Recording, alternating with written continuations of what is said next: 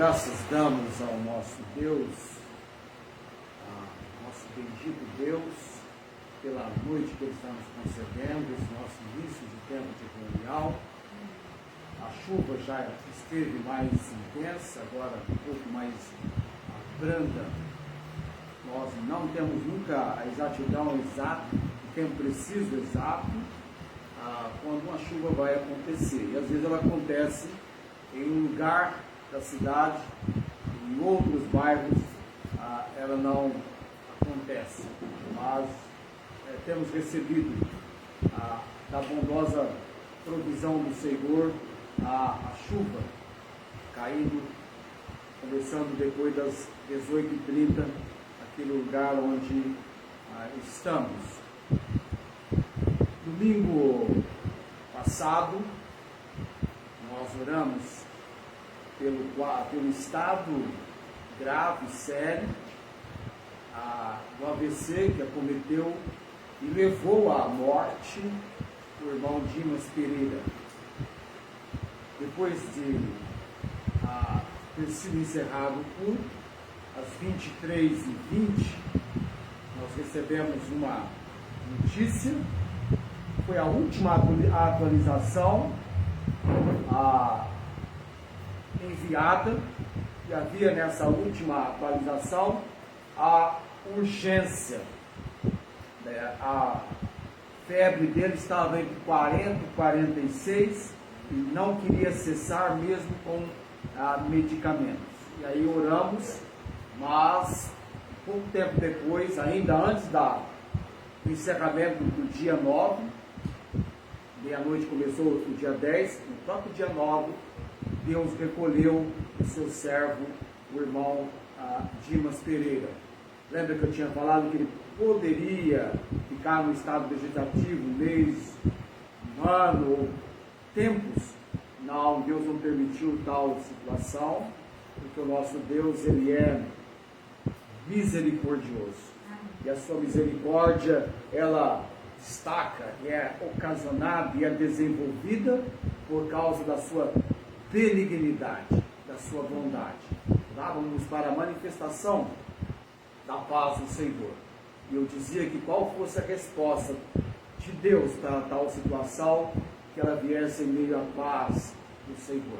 A Bíblia nos ensina, no cântico proferido por Ana, em 1 Samuel capítulo 2, versículo 6, nos ensina o próprio Senhor Deus, na inspiração dada a Ana nesse cântico. O Senhor é o que tira a vida e a dá, faz descer a sepultura e faz tornar a subir dela. As nossas vidas, esse tempo nosso de vida agora, está nas mãos do Senhor.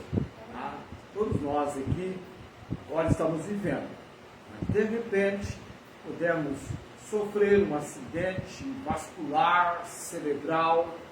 E olha que o irmão Dimas não foi o único. Uma pessoa conhecida nossa aqui da cidade também sofreu um AVC que resultou na sua morte, tal como ocorrera com o irmão Dimas Pereira. A morte não respeita a idade. Não tem essa questão. Eu estou novinho, não estou sujeito a alguma coisa assim. Não tem. Cada dia que a gente desperta é um novo dia. Já temos ali o fato de estarmos vivos, uma das maravilhas de Deus. A vontade de Deus nos concedendo mais um dia de vida. Só teve até agora na minha vida uma única vez que, ao acordar, por estar sonhando que estava partindo para a eternidade, e estava tão bom que ao acordar eu assustei. Falei, o que? Isso é sonho? Para mim era tão intenso que era a realidade. Mas vamos lá, eu vou convidá-la a abrir sua Bíblia. Nós estamos em 1 aos Tessalonicenses, capítulo 5. A minha intenção nesta noite é dar continuidade, mas trazendo em consideração verdade que já temos estudado, mas destacando para um melhor aprendizado sobre esse chamado dia do Senhor. E as profecias tanto do Velho Testamento quanto do Novo, que acentuam, destacam a importância deste dia.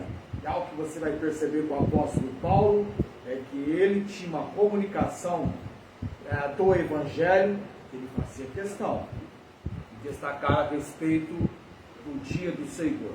Como eu mencionei, Paulo, em Atos 20, 27, desenvolveu na compreensão com os anciãos da igreja de Éfeso em Mileto, e ele sempre foi alguém que pregou, ensinou todo o conselho de Deus.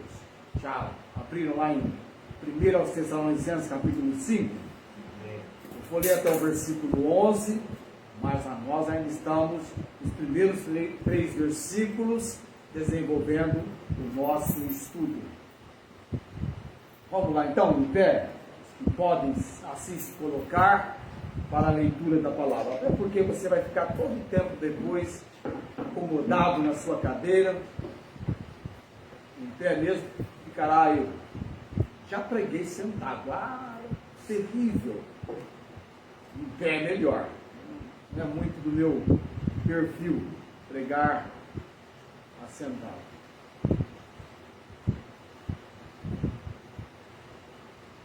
Paulo começou no capítulo 4, versículo 13 em diante, falando sobre a vida do Senhor, falando sobre a ressurreição, o encontro nos ares, e ele desencadeia na continuidade da carta. Da época não tinha capítulo e versículo não, né? A divisão veio depois. Então, ele, na continuidade escrevendo, ele vem então para esse assunto do dia do Senhor, que vai se manifestar de maneira inesperada. Ele usa uma analogia, uma comparação com como ladrão que vem de noite. Versículo 1, capítulo 5, 1 aos Tessalonicenses. Mas, irmãos, acerca dos tempos e das estações, não necessitais de que se vos escreva, porque vós mesmos sabeis muito bem que o dia do Senhor virá como ladrão de noite. Assim, quando disserem a paz e segurança, então lhes sobrevirá repentina destruição, como as dores de parto àquela que está grávida, e de modo nenhum escaparão. Mas vós, irmãos, já não estáis em trevas, para que aquele dia vos surpreenda como um ladrão. Porque todos vós sois filhos da luz e filhos do dia. Nós não somos da noite, nem das trevas. Não durmamos, pois, como os demais, mas vigiemos e sejamos sóbrios. Porque os que dormem, dormem de noite. E os que se embebedam, embebedam-se de noite. Mas nós que somos do dia, sejamos sóbrios, vestidos da couraça da fé e do amor, e tendo por capacete a esperança da salvação.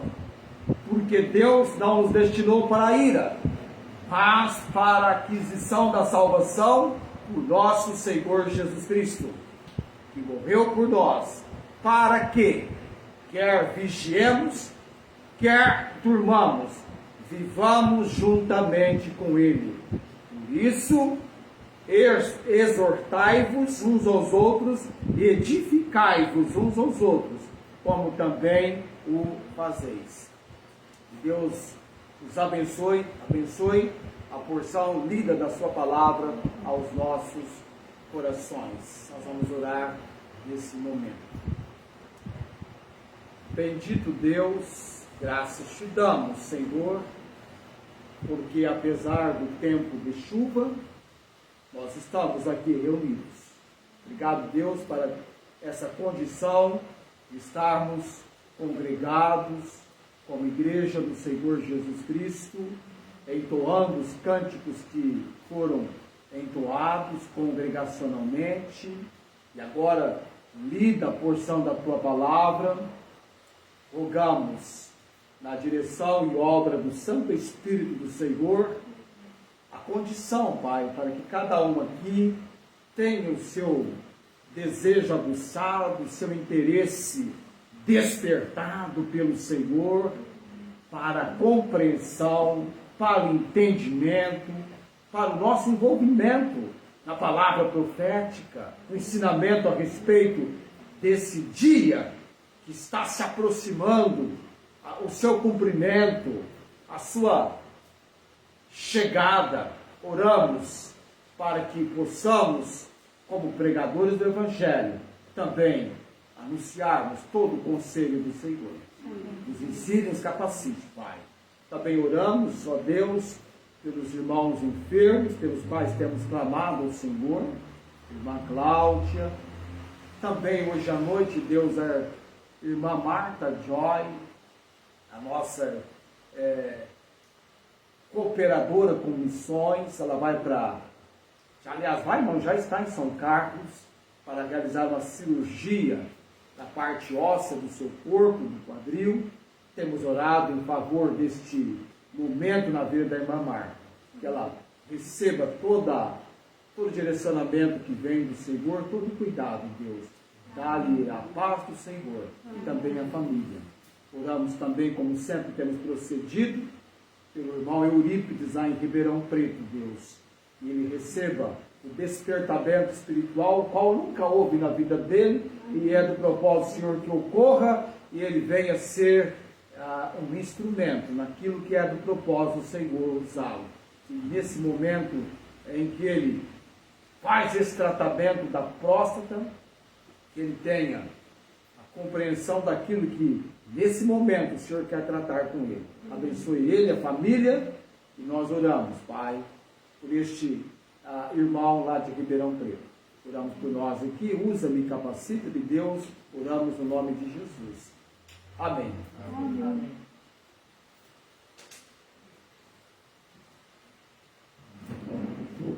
Se não escapar, eu vou orar também. Preciso marcar na minha lista aqui, para que eu lembre a irmã da irmã Rosângela com o sobrinho da irmã Rosângela. Como é que é o mesmo nome do sobrinho? Alan. É um nome fácil de lembrar. Alan. Vou só posicionar a minha Bíblia aqui no capítulo 5. Nós começamos na semana passada este capítulo 5, a vinda do dia do Senhor.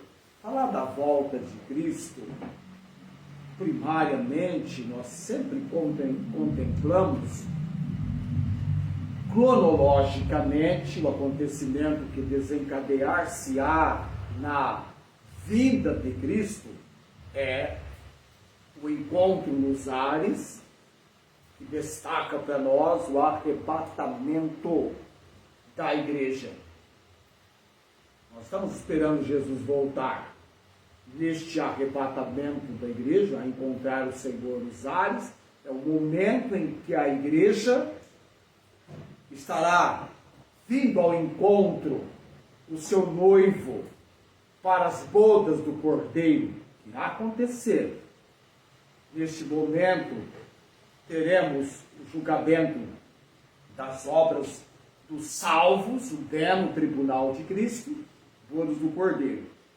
Nós chamamos esse momento, profeticamente, de acontecimento que vai desencadear com o arrebatamento, o primeiro estágio desse segundo advento do Senhor Jesus Cristo. O segundo estágio desse advento é quando Jesus virá com os seus e pisará na terra, Monte das Oliveiras. E aí cumprir-se-á o que está escrito em Apocalipse, capítulo 1, versículo 9. Vamos ver se é esse 9 versículo mesmo, se eu não me equivoquei. Apocalipse, capítulo, aliás, não é 9 o versículo, é 7, versículo 7. Cumprir-se-á, Apocalipse, capítulo 1, versículo 7. Eis que vem com as nuvens, e todo olho verá, até os mesmos que o traspassaram, e todas as tribos da terra se lamentarão sobre ele, sim. Amém. Este momento de Apocalipse 1:7 é quando Jesus vem para pisar na terra. E quando nós introduzimos o assunto, o dia do Senhor, porque o apóstolo Paulo, no capítulo 5, ele vai demonstrar como esse dia do Senhor virá. Ele vai fazer a comparação. Agora, o mundo, mundialmente falando, vem sobre a raça humana uma, que eu chamei de catástrofe mundial. Quando então a humanidade que está se precipitando em direção ao julgamento divino. Então há um julgamento divino chamado Dia do Senhor. É um dia de julgamento divino. Eu mostrei para você que a humanidade, o mundo, está prestes a mergulhar na hora mais sombria que este mundo já conheceu. E aí nós falamos que há 3 expressões da Bíblia sobre essa hora mais sombria.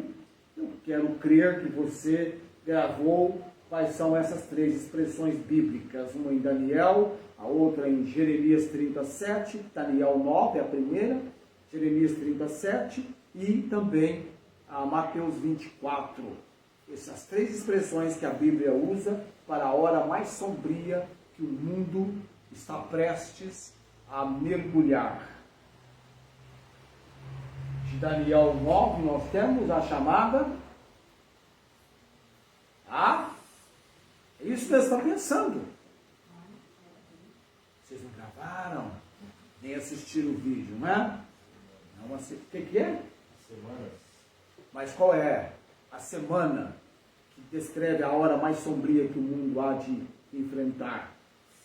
A 7ª semana de Daniel.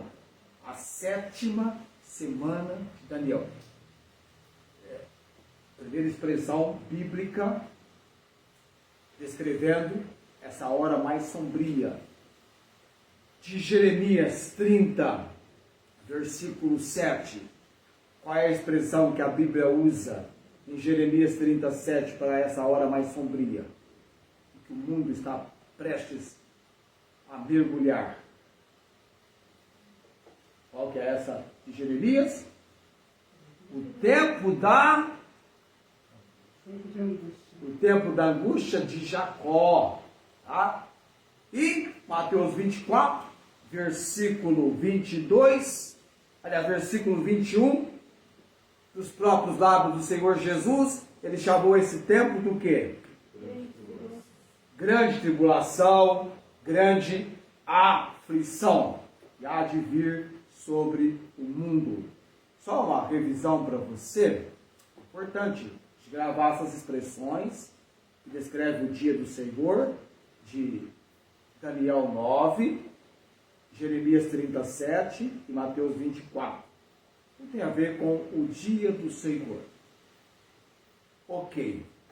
Daniel 9, só para reiterarmos, porque não pode passar batido as expressões que nós estamos estudando, que são importantes. Daniel 9, eu não sei quantas vezes na semana eu li do versículo 24 ao versículo 27.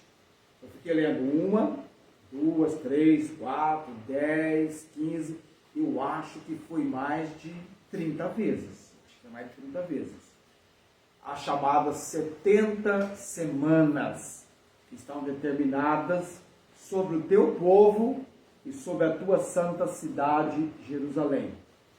Nós entendemos, até mandei o material para vocês, eu só não mandei para a irmã Inês, que também está acompanhando e gosta de estudar profecia, eu vou mandar para ela. Eu acho que eu não mandei o material que eu mandei para o pessoal aqui sobre Daniel 9, todo o contexto do capítulo 9, que você deveria dar uma lida, tá? Nós estamos estudando. Não fique preocupado se você está entendendo quase nada. Daqui a pouco você vai perceber que Daniel também ficava assim, peraí, não entendi nada. Tá? Mas é de Deus que vem a compreensão pela própria Bíblia, pela própria palavra. Estudamos texto com texto e texto sobre texto. Aí nós vamos entendendo e aprendendo. Daniel, ele estudando, você vê no capítulo 9, a respeito do tempo da duração do cativeiro babilônico. 70 anos. Está chegando ao fim. E ele está entendendo, está chegando ao fim. Ele busca o Senhor. E Daniel, ele vai apresentar ao Senhor a sua contrição. Ele reconhece o pecado dele, do seu povo, faz confissão. E aí Deus envia instrução para ele. Gabriel, o anjo, vem ter com Daniel. Imagine que momento para Daniel receber Gabriel, o anjo que assiste na presença de Deus. E aí Gabriel traz uma palavra profética para Levítico 25:8. Abriu lá em Levítico 25:8? Aqui nós temos a clara compreensão de Deus falando, por causa do ano do jubileu, o jubileu 50 anos. Então eles iam fazer o quê? Também contará 7 semanas de anos. Ok? 7 vezes 7 anos. De maneira que os dias das 7 semanas de ano serão 49 anos. Então cada semana, cada dia da semana é um ano. 7 anos, ou seja, 7 vezes 7, 49 anos. Então a semana de Daniel, de acordo aí com o texto de Levítico, capítulo 25, versículo 8, são semanas de anos. Aí vai abrindo a compreensão para que a gente tenha a ideia exata que a semana de Daniel é uma semana de anos. Deixa eu voltar lá em Daniel, capítulo 9. 70 semanas estão determinadas sobre o teu povo, sobre a tua cidade, para cessar a transgressão, dar fim aos pecados, expiar a iniquidade, trazer a justiça eterna, selar a visão e a profecia para ungir o Santíssimo. Sabe e entende. Aí então é que vem algo importante que nós falamos a semana passada, que é a respeito de quando este tempo de 70 semanas começou a ser contado. Desde a saída da ordem para restaurar e para edificar Jerusalém. Tanto a ordem para restaurar, quanto a ordem para edificar, estabelece tempos diferentes. Mas a ordem para restaurar está lá em Neemias, capítulo 2, foi no ano 445 a.C., quando Artaxerxes assinou o decreto para a reconstrução dos muros de Jerusalém com Neemias. Aí começa a contagem das 70 semanas.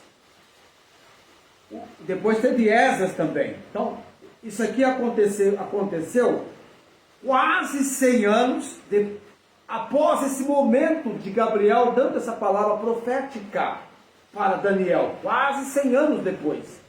Começa o cumprimento. Então entenda você que Esther, Neemias, Esdras, são livros da palavra de Deus, embora sejam livros históricos, são livros de aspecto contemporâneo com Ageu, Zacarias e Malaquias. A mesma época, lá vem após a profecia de Daniel, para você entender, vem à frente, no pós-exílio.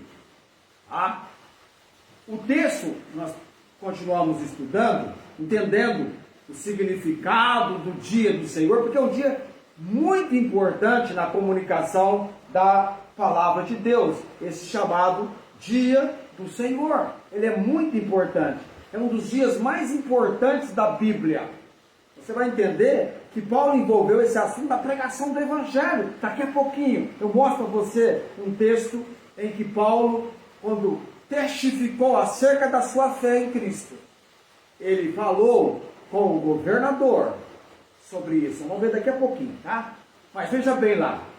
Então começa o ano 445. A contagem das 70 semanas. Para edificar Jerusalém até o Messias, o príncipe, você vê aí com letra maiúscula, haverá 7 semanas e 62 semanas.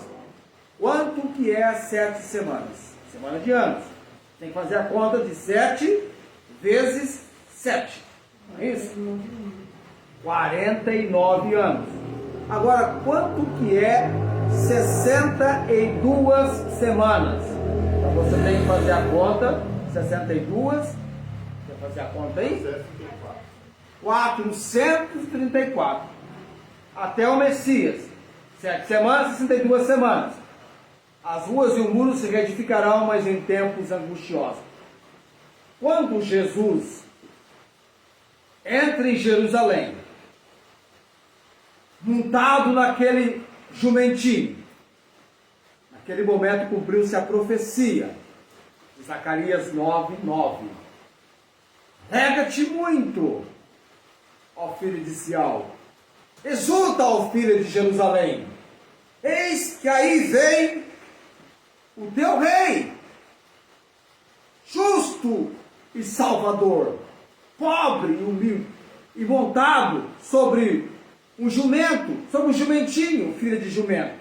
Aí cumpre-se nesse momento, desencadeia-se, pode ver aqui, que depois das 62 semanas, versículo 26, será tirado, a minha Bíblia usa a expressão, desarraigado o Messias, mas não para si mesmo. Então, depois, cumprindo-se, você soma aí 62 semanas, mais 7 semanas, vai dar 62 semanas, dá 434 anos. Mais 49 anos, que é dar 7 semanas. Dá quanto? 483 anos. Quanto é que está faltando para 490? 7 anos. Que equivale a uma. É aí que nós estamos. Para você entender, quando ele usa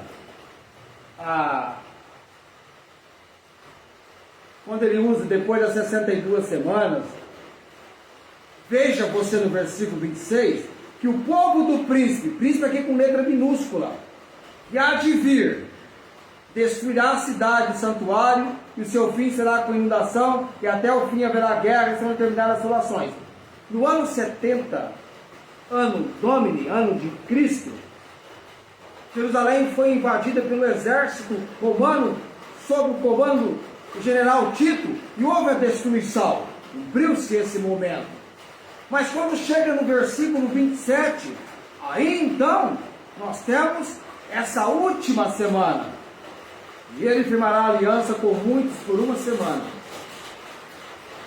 É essa semana de 7 anos que nós temos profeticamente, que descreve a última semana que vai começar.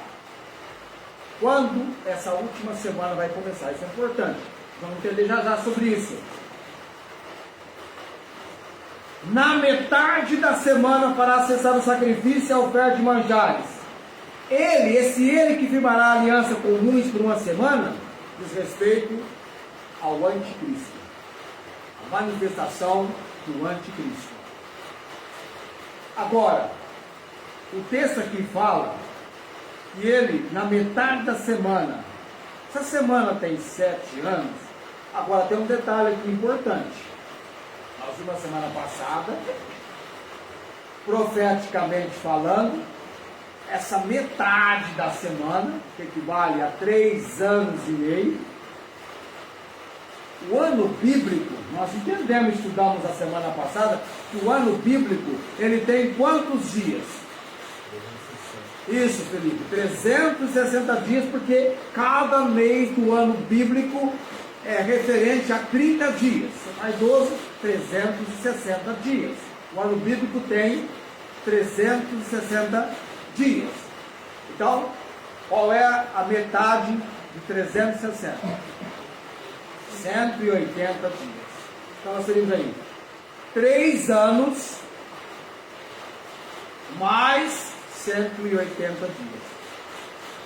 Você faz a conta de cada ano, 12 meses vezes 30, vai dar quanto? Hã? 360 dias. Mais 360 dias. 720. Mais 360. 1080. 1080 mais 180. 1260. Agora, profeticamente, tem uma outra compreensão, que é 42 meses. Vezes 30, 1260. Nós vimos os textos semana passada, de Apocalipse e tal. Mas agora eu quero ver com você a expressão que encontra-se em Daniel 12, mas antes eu vou vê-la com você em Daniel 7:25. Que é a mesma coisa, 3 anos e meio, que é a metade da semana, mesma coisa que 1260 dias, mesma coisa que 42 meses de Apocalipse. Daniel 7:25. Deixa eu voltar lá algumas páginas aqui. Daniel 7:25. Compreendendo o significado do dia do Senhor. Daqui a pouquinho a gente fala sobre a rapidez desse dia. Daniel 7:25. Falando sobre o anticristo aqui, ó. E proferirá palavras contra o Altíssimo. Destruirá o santo do Altíssimo. E cuidará em mudar os tempos e a lei. Eles serão entregues na sua mão por um tempo, 2 tempos e metade de um tempo. Vamos lá para Daniel 12. Daniel 12. Um pouquinho à frente aí. Daniel 12.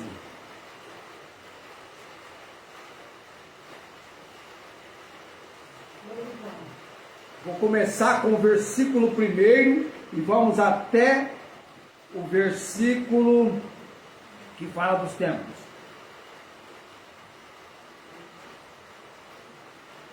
Naquele tempo se levantará Miguel, o grande príncipe, que se levanta a favor dos filhos do teu povo, e haverá um tempo de angústia, qual nunca houve desde que houve nação até aquele tempo. Lembra que Jesus falou desse tempo lá em Mateus 24? Olha como é que a Bíblia se harmoniza. Mas naquele tempo livrar-se-á o teu povo, todo aquele que for achado escrito no livro. A igreja não vai experimentar essa época. E muitos dos que dormem no pó da terra ressuscitarão, uns para a vida eterna e outros para a vergonha e para nojo eterno. Os que forem sábios, pois, resplandecerão como o fulgor do firmamento. Os que muito ensinam a justiça, como as estrelas, sempre e eternamente. E tu, Daniel, encerra essas palavras e sela este livro até o fim do tempo. Muitos correrão de uma parte para outra, a ciência se multiplicará. Então eu, Daniel, olhei, e eis que estava em pé outros 2, um deste lado, à beira do rio, e outro do outro lado, à beira do rio. Ele disse ao homem vestido de linho, que estava sobre as águas do rio: quando será o fim dessas maravilhas? E ouvi o homem vestido de linho, que estava sobre as águas do rio, o qual levantou ao céu a sua mão direita, a sua mão esquerda, e jurou por aquele que vive eternamente, que isso seria para um tempo, tempos e metade do tempo, quando tiverem acabados para o poder do povo santo. Todas essas coisas serão cumpridas. Eu, pois, ouvi, mas não entendi. Por isso eu disse: Senhor meu, qual será o fim dessas coisas? Agora você abre em Apocalipse, capítulo 12, versículo 14. Apocalipse, capítulo 12, versículo 14.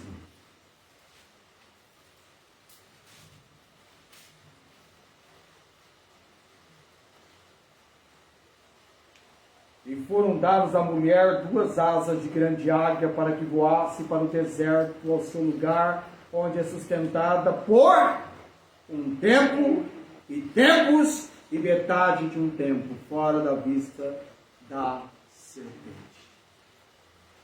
Você percebeu Daniel 7:25, harmoniza-se com Daniel 9:27. E Daniel 12, versículo 7. A harmonização da palavra de Deus. Os 3 anos e meio, profeticamente, compreendendo na chamada 7ª semana de Daniel. O dia do Senhor. Esse dia do Senhor está por vir. Agora, você me perguntaria, então, pastor, nós estamos parados no tempo? Desde que Jesus ressuscitou dentre os mortos, foi assunto aos céus e cumpriu-se a semana de número de anos de 483 anos, e aí ficamos parados, aguardando então apenas uma última semana desencadear-se no plano profético? É interessante. Nós temos uma época que nós estamos vivendo, amados, que não estava no entendimento dos profetas do Velho Testamento. Uma época chamada igreja. Alguém disse, eu achei interessante, que Deus no Velho Testamento estabeleceu para si um povo. No Novo Testamento ele cria um corpo, a igreja, um organismo com aqueles que são salvos, vindo ao conhecimento de Cristo como Senhor e Salvador. É um mistério dessa época que nós estamos vivendo, até entrar o tempo chamado plenitude dos gentios, a época em que Deus tem tratado sobremaneira com aqueles que não são judeus, época da igreja. Paulo falou sobre isso. Então, estamos parados. Apenas uma única semana. Agora, assim como a profecia de 70 semanas, alguém diz assim, tem 70 diferentes interpretações para isso. Algumas muito absurdas, que para alguns já fecharam-se as 70 semanas. Nada disso, falta uma. Abra sua Bíblia agora em Atos capítulo 24, versículo 25. Olha a importância desse dia do Senhor para o apóstolo Paulo. Aliás, foi quem mais mencionou, falou, pregou, ensinou sobre a volta do Senhor Jesus Cristo. Gente, prepara o pessoal aí, tá? Não permita que pessoas próximas a você, comece orando para essas pessoas. Esposa, irmã, primo, tio, todo mundo que ainda não conheceu Cristo como Senhor e Salvador, precisa ouvir do Evangelho. Amém. Precisa ouvir o que Paulo fez Félix ouvir. Vamos lá então? Atos capítulo 25, versículo 24. Está naquele momento de Paulo perante Félix, aguarda o momento que ele vai ouvir Paulo, e alguns dias depois, o que é mencionado no texto, estava sendo guardado na prisão com brandura por Félix, e alguns dias depois, vindo Félix com sua mulher Drusila. Félix fez questão de apresentar Paulo para Drusila, porque Drusila era judia. Mandou chamar a Paulo. O que o texto diz aqui? E ouviu-o acerca da fé em Cristo. Paulo deu testemunho do Evangelho, falou a respeito da sua conversão, como ele conhecera Jesus como seu Senhor e Salvador, e tratou da justiça, da temperança e do juízo vindouro. O que o texto diz? A ponto, irmãos, deixou Félix, diz a Bíblia aqui, espavorido, ou seja, com grande pavor. Félix ficou aterrorizado, amedrontado, cheio de medo, apavorado, espavorido, muito assustado. Que ele falou o que para Paulo? Por favor, Paulo, pare! Por agora, vai-te! E tendo oportunidade, te chamarei. Já imaginou você falando, dando testemunho, pregando o Evangelho, causar tal situação em tal pessoa? É porque ele ouviu. É algo sério. É algo sério. E as pessoas estão assim, eu tenho tempo. Vou pensar depois sobre isso. Tudo bem que ele falou que em outra oportunidade ia chamá-lo, mas Paulo falou acerca da fé em Cristo.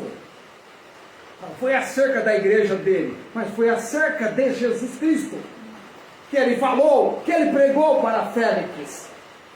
Onde quer que Félix esteja agora, ele ouviu acerca de Cristo e deveria ter feito o quê?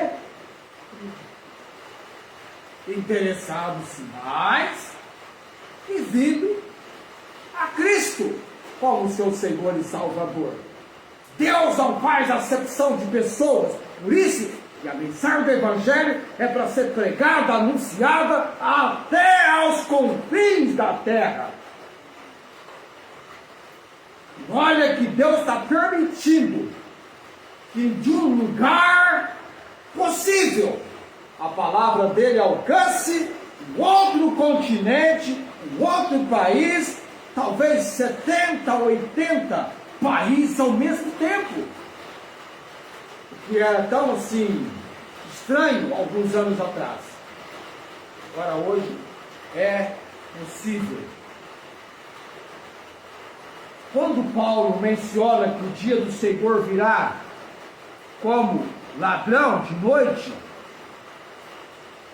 não há sinais específicos pelos quais pudesse ser notado, observado o tempo da sua vida. Virá inesperada e repentinamente.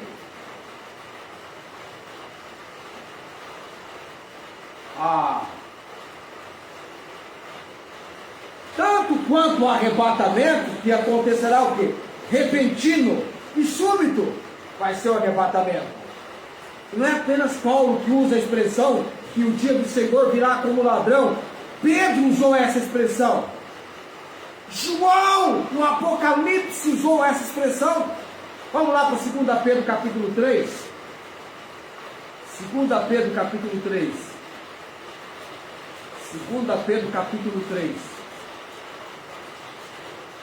2 Pedro capítulo 3.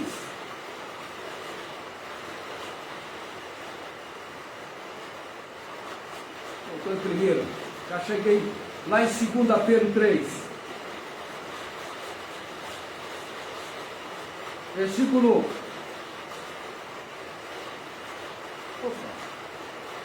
Está aqui. É Pedro quem vai dizer que para Deus um dia é como 1000 anos como um dia, no versículo 8. Por que ele diz isso? Porque o Senhor não retarda a sua promessa, ainda que alguns a tenham por quê? Tardia, mas é longânimo para convosco, não querendo que alguns se percam, senão que todos venham a arrepender-se. Mas o dia do Senhor virá como ladrão de noite, o qual os céus passarão com grande estrondo, os elementos ardendo se desfarão, e a terra e as obras que nela há se queimarão. Pedro também usa a expressão mostrando o significado do dia do Senhor. Apocalipse capítulo 3, versículo 3. João escrevendo o Apocalipse. Lembra-te, pois, do que tens recebido e ouvido, e guarda-o, e arrepende-te. Se não vigiares, virei sobre ti como ladrão, e não saberás a que hora sobre ti virei. Apocalipse capítulo 16, versículo 15. Também usa a mesma expressão. Eu vou ler com você. Apocalipse 16, 15. Eis que venho como ladrão. Bem-aventurado aquele que vigia e guarda suas roupas, para que não ande nu e não se vejam as suas vergonhas. O Senhor virá de maneira inesperada, súbita e repentinamente.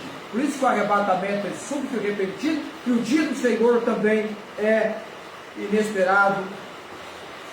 E agora há um momento também que eu tenho que destacar para você, que nesse segundo estar da volta de Cristo, quando Ele pisar na terra, desencadear-se-á um momento magnífico, o reino milenar de Cristo, que Pedro trata no capítulo 3, versículo 10 e 11, de 2 Pedro. Lá vai eu voltar lá em 2 Pedro, eu virei as páginas aqui. Está lá, eu li. 10 e 11, quando ele fala o dia do Senhor. A finalidade do julgamento do dia do Senhor é trazer o juízo, a justiça de Deus sobre os ímpios, pecadores perdidos. Agora, deixe-me destacar para você, ainda nesse assunto, a igreja não experimentará esse julgamento do dia do Senhor. Tá? Evangelho de João, capítulo 5, versículo 24. João 5, 24. Você já recebeu Jesus como Senhor e Salvador? Você está em Cristo? Olha o que registrou João no capítulo 5, versículo 24.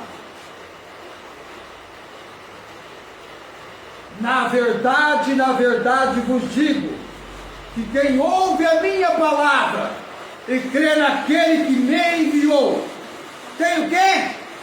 A vida eterna, e não entrará em condenação, mas passou da morte para a vida.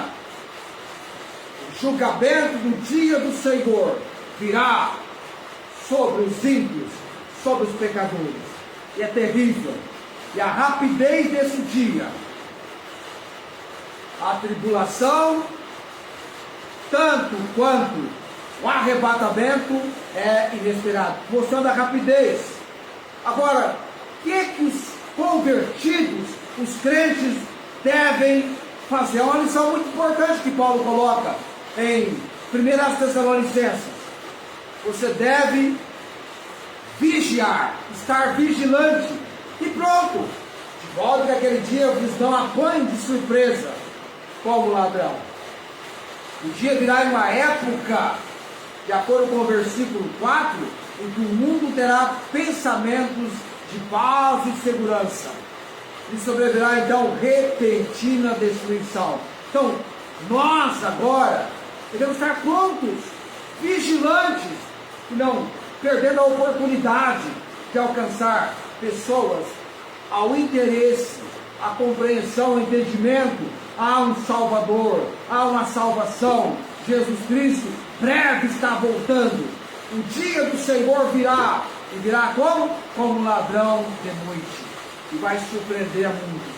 O que você deve fazer? Estar preparado, vigilante, esperando, já que o Salvador pode retornar a qualquer momento, seguindo imediatamente os julgamentos inapeláveis de Deus.